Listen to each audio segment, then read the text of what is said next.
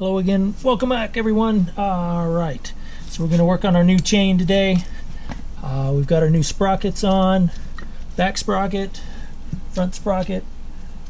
I don't know if we can see the front, but it doesn't matter too much. It's on. I'm going to be doing most of the work back here. Hopefully the camera angle's okay. I'll shift the camera around if need be. This again was the tool I used to break the old chain off. I think these are like 10 bucks. If you want something that's pretty dang sturdy, it helped that I ground a couple of the rivets off, but you know, instead of buying hundreds of dollars worth of tools, you can do this. You might even be able to press the new link on. I was looking at this.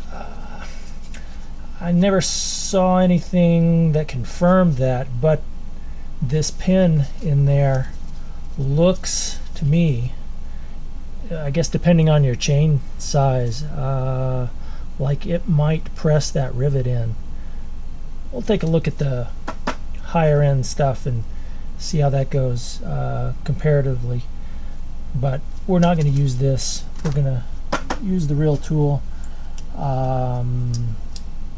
This is a sort of a separate, pretty inexpensive piece too that allows you to press the new master link plate on. Not sure if we'll use this guy. I just brought it out because I happen to have it. I've used it again on racing chains, more like 520s. But we've got that as a backup if we need it. And then of course the full meal deal tool set here from Motion Pro. I don't know which exactly level of tools this is, but it's got kind of everything you need in it. So we will put that on hold as well for the moment. Instructions, always nice to have if you need them. And then the new chain, 525 VX3. Alright, so X-ring, gold, make it shiny of course, and then let's get this guy going.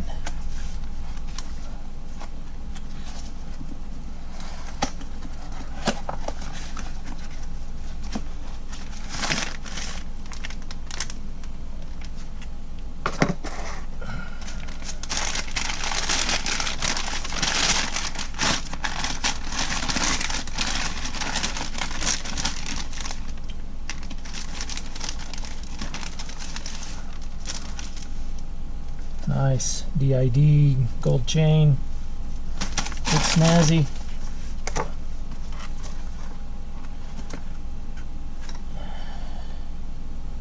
And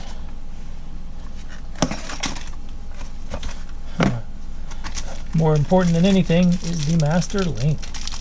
So got that guy here. O-rings, links, plates, grease. And this should have been and is a 108, which is specific for this bike. Hypermotards, Hyperstrada 821s, I think all came stock with this 108. And you can order it so you don't have to cut it, which is nice. So we will try to get this guy on here.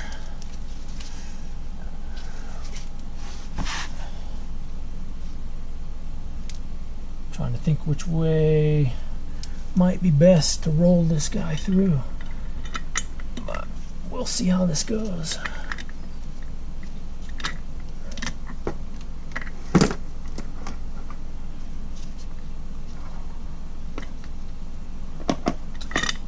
Of course, when you're working with sprockets chains, watch your digits, man. Seen some nasty videos. I've seen some nasty wrecks too. Guys getting either caught up in their own or in someone else's. It's never nice.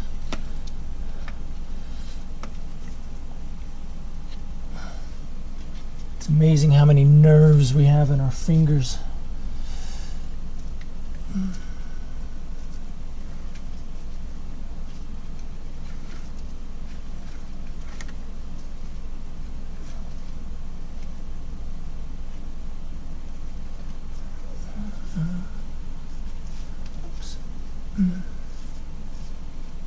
So at some point we can grab the end of this, pull this guy through. My garage floor is relatively clean, so not too worried about getting too much junk on it. Sort of clean as I go. I'm not totally OCD, but you know, I like things nice. Alright, so we got that stretched, and we're probably going to have to loosen this rear wheel up a little bit, as I mentioned earlier in one of the videos, so we can move the axle forward to get this chain loosened up enough to get these close enough. So I'm gonna do that real quick and I'll be right back. Alright, so I've got the hub and the axle and the wheel moved forward a little bit using the spanner. Just took a little bit of a turn. Not too surprising since the old chain was so stretched. But now you can see the links are close together here, so that's good.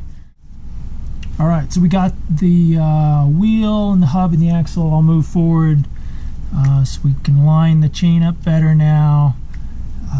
Just took a quick turn of the spanner wrench inside of here. Not too surprising since the old chain was so worn out and stretched. So we're going to bring this back in now. And I apologize for the camera angle. I was running out of juice, so I had to plug it in, which means I can't have it in my usual mount to get the angle that I want, but hopefully this will be okay. So we'll get the master link out here.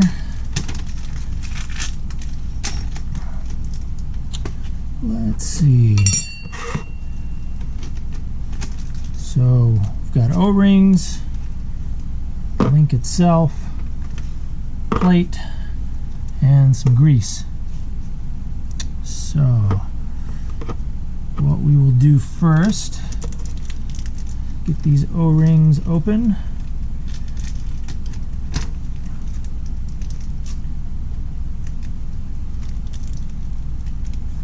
And we'll pull two out to begin with.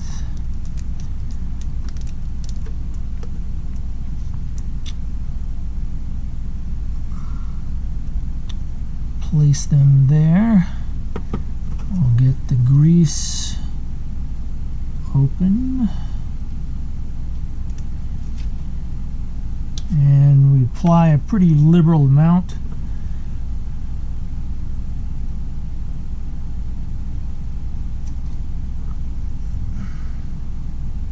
Around the O-rings and around the center here. It'll all kind of squish out eventually. Maybe not all of it, but a lot of it. So I wouldn't worry about putting too much in, but just know that it's going to make a mess. So once we get that in,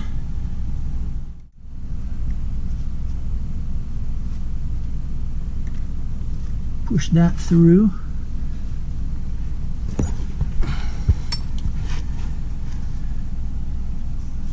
And then we get our next two O-rings.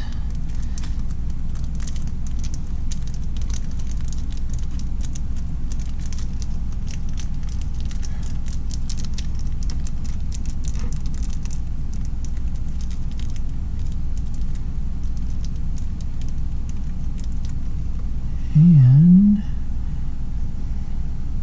we'll get a little grease before we put them on and a little after.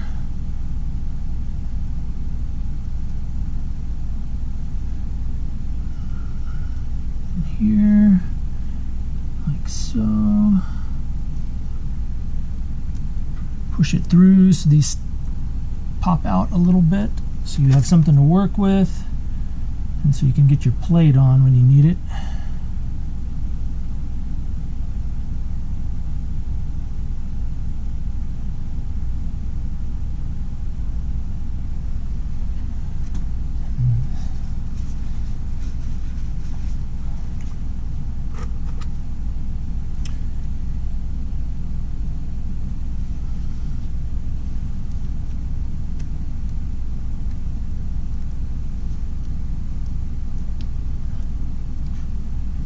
So that fits on there very loosely, but it won't stay. So we're going to grab the tool and hook it up and press this plate on, so we get about roughly, or as close to the same width as some of these other links on here. So I'm actually going to grab a caliper and the press, and we'll measure that real quick. Okay, so I've got my caliper. We can go ahead and just measure this real quick, just for fun. Really all I'm doing is checking to see what the width of one of these links is, just to kind of have a reference. So we've got 19 millimeters on that one. They should be pretty close to the same. 19.33, so 19-ish. So that's fine, just to give us a reference. Obviously this one isn't on there at all yet. So I've got this really simple little press tool here I'm going to use just because I feel like it. I think. Alright, so I've just moved the master link down here so we can get this little tool on the chain and away from the sprocket, because there wasn't enough clearance just because of this tool's design. I tried to fit the more expensive Motion Pro on there, and it didn't quite, well, one of the parts didn't fit on the tool itself, so that seemed to be a bit more complicated than it should have been as well. So we'll just use this tool here. Alright, so we've got our 5mm here. We need to turn this guy. I'm going to move this into the sprocket a little bit just to give us some leverage. And let's see if this will press on.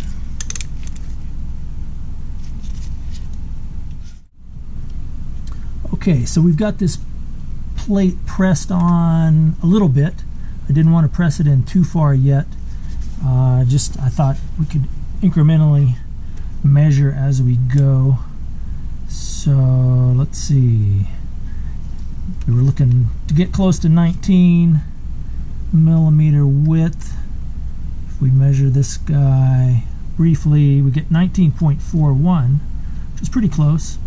Again, the ones on either side,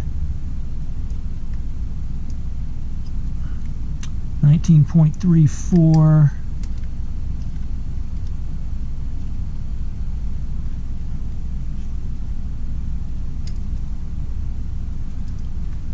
Well, 19.4. So that's pretty darn close.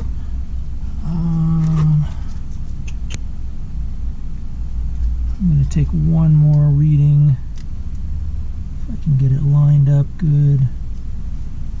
19.43. So that's right on par with all these other guys.